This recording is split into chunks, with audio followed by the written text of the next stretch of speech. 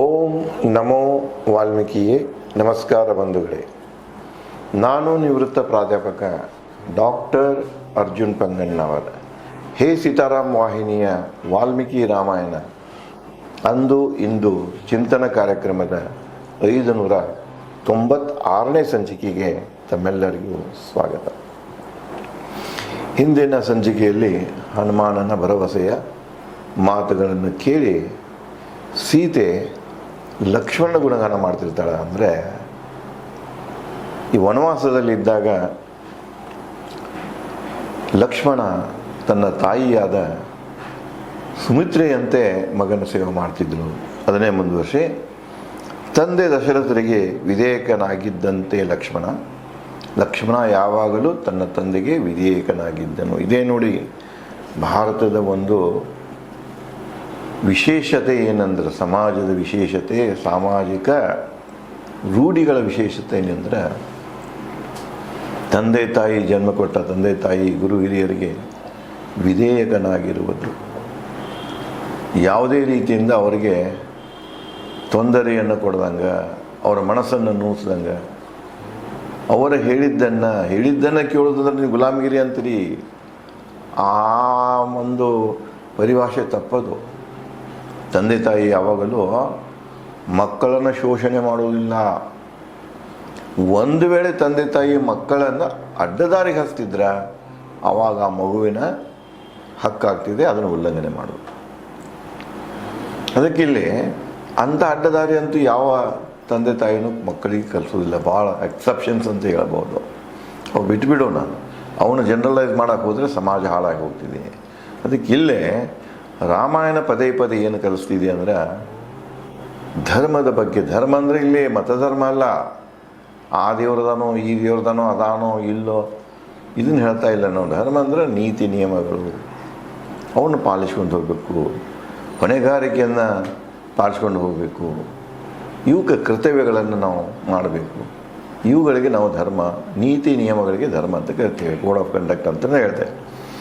ಅದಕ್ಕೆ ಇಲ್ಲಿ ತಂದೆಗೆ ಎಷ್ಟು ಲಕ್ಷ್ಮಣ ವಿಧೇಯಕನಾಗಿದ್ದನೋ ಅಷ್ಟೇ ವಿಧೇಯಕನಾಗಿದ್ದವನು ರಾಮನಿಗೂ, ಸೋದರ ರಾಮನಿಗೂ ವಿಧೇಯಕನಾಗಿದ್ದ.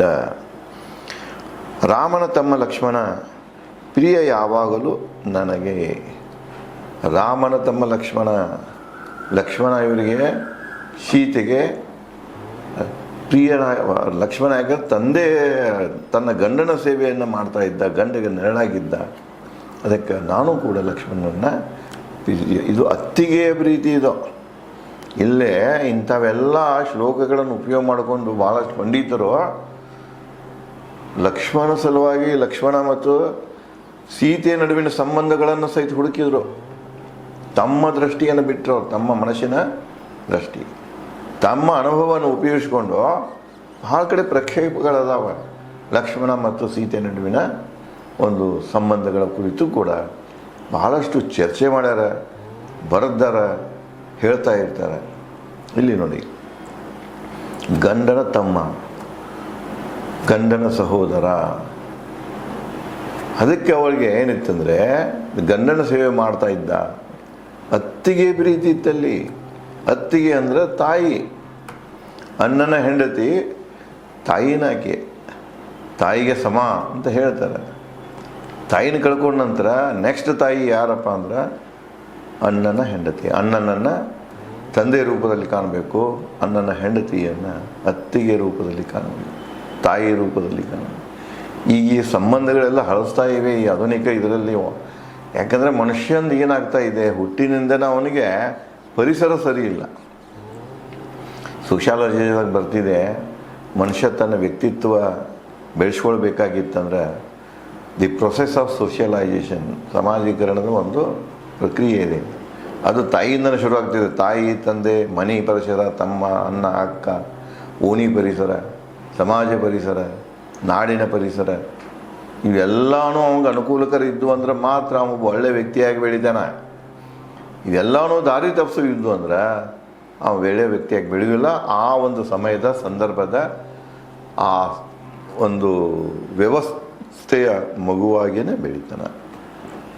ಅದಕ್ಕೆ ಭಾರತ ಎರಡನೇ ಸಮಾಜದ ಜೊತೆಗೆ ಹೋಲಿಸಿ ನೋಡಿದಾಗ ಭಾರತೀಯ ಸಮಾಜ ಯಾಕೆ ರಿಚ್ ಇದೆ ಅಂದರೆ ಈ ಒಂದು ಪರಿಸರ, ಇದೇನು ವ್ಯಕ್ತಿಯನ್ನು ರೂಪುಗೊಳಿಸುವಂಥ ಒಂದು ಪ್ರಕ್ರಿಯೆ ಏನಿದೆ, ಸಾಮಾಜಿಕ ಪ್ರಕ್ರಿಯೆ ಏನಿದೆ, ಇದು ಮನುಷ್ಯನಾಗೆ ಮಾಡುವಂಥ ಪ್ರಕ್ರಿಯೆ ಇದೆ, ಇದು ಪರಿಸರ ಇದೆ.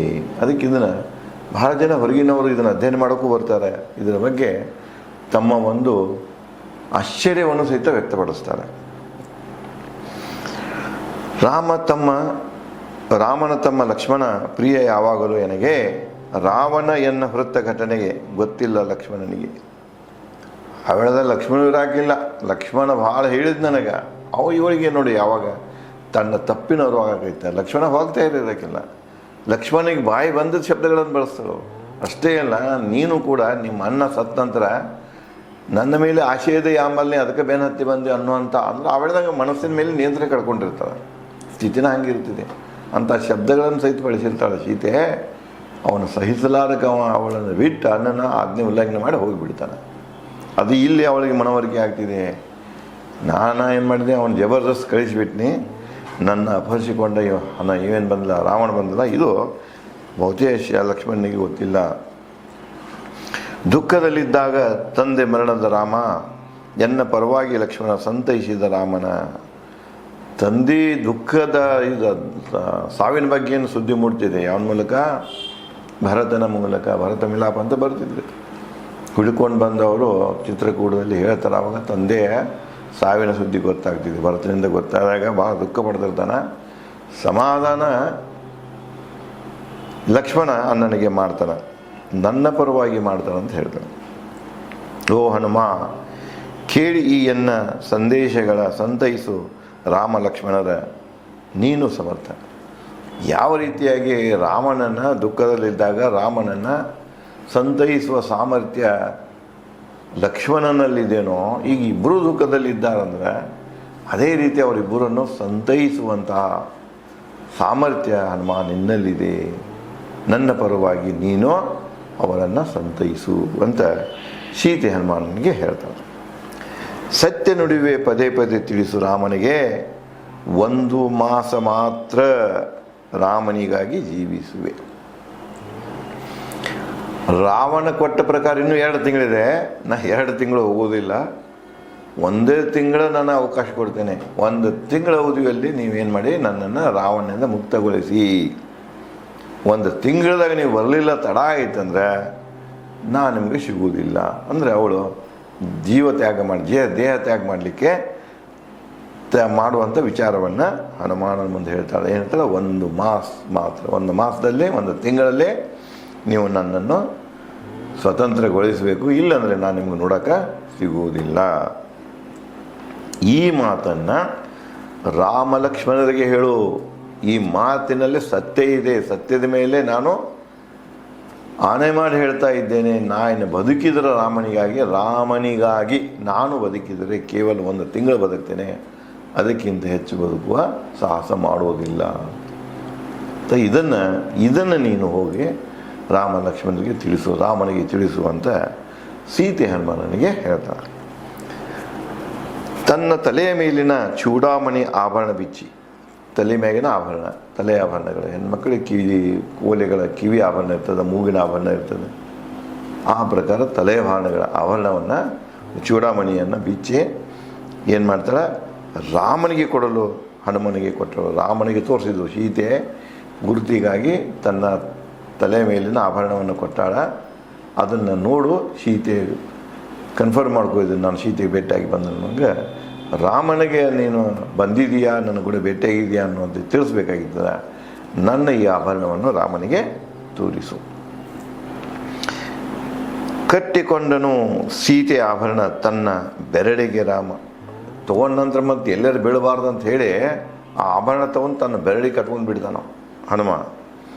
ತನ್ನ ಕಾಯ ಬದಲಾವಣೆಯಿಂದ ಕಳೆಯದಂತೆ, ನಾನು ಎಷ್ಟೇ ಸಣ್ಣವನ ಎಷ್ಟೇ ದೊಡ್ಡವ ಆದರೂ ಕೂಡ ಅದು ಬೀಚ್ ಹೋಗಬಾರ್ದು, ಕಳಿಬಾರ್ದು, ಹರಿದು ಹೋಗಬಾರ್ದು.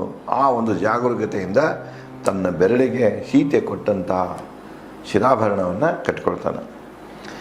ಬದಿಗೆ ಸರಿದ ಸೀತೆಗೆ ಸಲ್ಲಿಸಿ ನಮನ ಹನುಮ, ಸೀತೆ ಹುಡುಕಿದ ಹರ್ಷದಲ್ಲಿ ಮಿಂದ. ಸೀತೆಗೆ ಹಿಂದೆ ಸರಿದು ನಮನವನ್ನು ಸಲ್ಲಿಸಿದ, ತನ್ನ ಹರುಷವನ್ನು ವ್ಯಕ್ತಪಡಿಸಿದ. ಯಾವುದಂದ್ರೆ ಸೀತೆಯನ್ನು ಹುಡುಕುವುದರಲ್ಲಿ ನಾನು ಯಶಸ್ವಿಯಾದೆ. ಆ ಒಂದು ಯಶಸ್ವಿಯ ಹರುಷದಲ್ಲಿ ಹನುಮ ಮಿಂದನು. ರಾಮನಿಗೆ ಶುಭ ಸಂದೇಶ ಕಳಿಸಲು ಹನುಮ ಸಮುದ್ರದತ್ತ ಹಿಂದಿರುಗಲು ಸಿದ್ಧನಾದ. ಸೀತೆ ಕೊಟ್ಟಂಥ ಆಭರಣದೊಂದಿಗೆ ಇನ್ನು ಹೊಳೆ ಹೋಗ್ಬೇಕಲ್ಲ ರಾಮನಿಗೆ, ಅದಕ್ಕೆ ಸಮುದ್ರದತ್ತ ಪಯಣ ಬೆಳೆಸಬೇಕು ಅನ್ನುವಂಥ ಸಿದ್ಧತೆಯಲ್ಲಿ ಹನುಮ ತಯಾರಾಗ್ತಾನೆ. ತಲೆ ಆಭರಣ ಕೊಡುತ್ತಾ ಹನುಮನಿಗೆ ಸೀತೆ ನೀಡಿದಳು. ಆಭರಣ ಕೊಡೋ ಕಾಲಕ್ಕೆ ಸೀತೆ ಏನು ಹೇಳಿರ್ತಾಳಂದ್ರೆ, ನೆನಪಿಸುವನು ರಾಮ ನೋಡಿ ಆಭರಣ ನನ್ನನ್ನು, ತನ್ನ ತಾಯಿ ಮತ್ತು ದಶರಥರನ್ನು. ಇದನ್ನು ನೋಡಿದಾಗ ನಾನಂತ ಗೊತ್ತಾಗ್ತಿದೆ, ಇದರ ಜೊತೆಗೆ ನನ್ನ ಅಷ್ಟೇ ಅಲ್ಲ, ಇದರ ಹಿಂದೆ ಮತ್ತು ಕೆಲವೊಂದು ಘಟನೆಗಳ ಅಡುಗೆವ. ಇದನ್ನು ನೋಡಿಕೊಂಡು ಅವನ ತಾಯಿದು ನೆನಪಾಗ್ತಿದೆ, ತಂದೆದು ನೆನಪಾಗ್ತಿದೆ ಅಂತ ಹೇಳ್ತಾನೆ. ಓ ಹನುಮನೇ, ಹುರುಪಿನಿಂದ ನೆನಪಿಸಿಕೋ, ಏನಾದರೂ ಮಾಡುವುದಿದ್ದರೆ ಈ ಕಾರ್ಯ ನಿಮಿತ್ತ, ಇದಕ್ಕೆ ಸಂಬಂಧಪಟ್ಟಂಥ ಈ ಏನು ನೀನು ಕಾರ್ಯವನ್ನು ರಾಮ ವಹಿಸಿಕೊಟ್ಟಾನ, ಇದಕ್ಕೆ ಸಂಬಂಧಪಟ್ಟಂಥ ಏನಾದರೂ ಕಾರ್ಯವನ್ನು ಮಾಡೋದಿದ್ದರೆ ಈಗ ನೀನು ಹುರುಪಿನಿಂದ ಮರೆತು ಹೋಗಬೇಡ, ಅಂತ ಮಾಡಿ ಬರಬೇಡ. ಈಗ ನೀ ಏನು ಹೇಳಬೇಕಾಗಿದ್ದಿ ಅದೆಲ್ಲ ನೆನಪು ಮಾಡಿಕೊಂಡು ಹೇಳಿ ಹೋಗು ಅಂತ ಹೇಳ್ತಾಳೆ. ಓ ವಾನರ ಶ್ರೇಷ್ಠನೇ, ಸಮರ್ಥನು ನೀನು, ಸಂಹರಿಸಲು ಎನ್ನ ಶೋಕ ಯೋಚಿಸು ಎಚ್ಚರಿಗಿದಿ. ಇನ್ನು ನನ್ನ ಈ ಒಂದು ದುಃಖ ನನ್ನಿಂದ ದೂರ ಆಗಬೇಕಾದ್ರೆ, ದುಃಖದಿಂದ ನನ್ನನ್ನು ಮುಕ್ತಿ ಮಾಡಬೇಕಾದ್ರೆ ಆ ಸಾಮರ್ಥ್ಯ ನಿನ್ನಲ್ಲಿದೆ. ಅರ್ಥಾತ್ ಇಷ್ಟೆಲ್ಲ ನೀ ಇದು ಸುದ್ದಿಯನ್ನು ತಗೊಂಡು ಹೋಗಿ ನನ್ನ ಆಭರಣವನ್ನು ರಾಮನಿಗೆ ಮುಟ್ಟಿಸುವ. ರಾಮನಿಗೆ ಇದು ತಿಳಿದ ತಕ್ಷಣ ಅವನನ್ನು ರಕ್ಷಣೆಗಾಗಿ ಬರ್ತಾನೆ. ಈ ಕೆಲಸವನ್ನು ಎಚ್ಚರದಿಂದ ಮಾಡು, ಮರಿಬೇಡ ಅಂತ ಹೇಳಿ ಸೀತೆ ಹನುಮಾನನಿಗೆ ಹೇಳ್ತಾಳೆ. ಹಾಗೇ ಆಗಲಿ ಅಂದ ಹನುಮ ಎನ್ನುತ್ತಾ ನಮನ ಸಲ್ಲಿಸುತ್ತಾ ಸೀತೆಗೆ ಸಜ್ಜಾದ ಹನುಮ ಪಯಣಕ್ಕೆ. ರಿಟರ್ನ್ ಜರ್ನಿಗೆ ತಯಾರಾದ. ಆಗಲೇ ಅಮ್ಮ ಹಾಗೆ ಮಾಡ್ತೇನೆ ನಾನು ಅಂತ ಹೇಳಿ ನಮಸ್ಕಾರ ಮಾಡಿ ಇನ್ನು ರಾಮನತ್ತ ಹೋಗಬೇಕು, ಸಮುದ್ರದತ್ತ ಹೋಗ್ಬೇಕಂತೇಳಿ ಶುರುವಾಗ. ಕಂಡು ಹನುಮನ ಪಯಣ ಸಜ್ಜಿಕೆ ಕಣ್ಣೀರು ತಂದು ಸೀತೆ ಪುನಃ ನುಡಿದಳು. ಇನ್ನು ಹೊಂಟು ಅಂದ್ಕೂಡಲೇ ಮತ್ತೆ ಇನ್ನು ಒಬ್ಬಳಾಗ್ತಾಳೆ ಇವಳು. ರಾಮನನ್ನು ನೋಡಿದಂಗೆ ಆತಕಿಗೆ, ರಾಮನ ಭಕ್ತ ಬಂದ, ದೂತ ಬಂದ ಅಂದರೆ ಎಷ್ಟು ಸಂತೋಷ ಆಗಿರ್ಬೇಕಾಗಿ. ಈಗ ನಾವು ಬೇರೆ ಕಡೆ ಎಲ್ಲೋ ಹೋಗಿರ್ತೀವಿ, ಕಷ್ಟದಾಗಿರಲಿ ಏನೇ ಇರಲಿ, ಯಾರಾದರೂ ನಮ್ಮ ಕಡೆದವರು ಬಂದ್ರಂತ ಭಾಳ ಆನಂದ ಆಗಿಬಿಡ್ತದೆ. ಮನೆಯವ್ರು ಬಂದ್ರಂತೂ ಹೇಳ್ತಿರ್ತಾರೆ, ಯಾರು ಗುರುತಾರು ಬಂದ್ರಂತೂ ಹೇಳ್ತಿರ್ತಾರೆ, ಅವ್ರ ಮನೆಯವರು ಬಂದ ನನಗೆ ಭೇಟಿ ಆದ್ರೆ ನಮಗೇನೋ ಅನ್ನಿಸ್ತಿದೆ. ಅದಕ್ಕೆ ಅದೇ ರೀತಿಯಾಗಿ ಅವಳಿಗೂ ಕೂಡ ಏನು ಅನಿಸ್ತದೆ, ಹನುಮ ಹೊಂಟಲ್ಲ ಅಂತ ಮತ್ತಕ್ಕಿಗೆ ದುಃಖ ಶುರುವಾಗ್ತಿದೆ. ಓ ಹನುಮನೆ, ತಿಳಿಸು ನನ್ನ ನಮನ ರಾಮ ಲಕ್ಷ್ಮಣ ಸುಗ್ರೀವ ಎಲ್ಲ ಹಿರಿವಾನರಿಗೆ.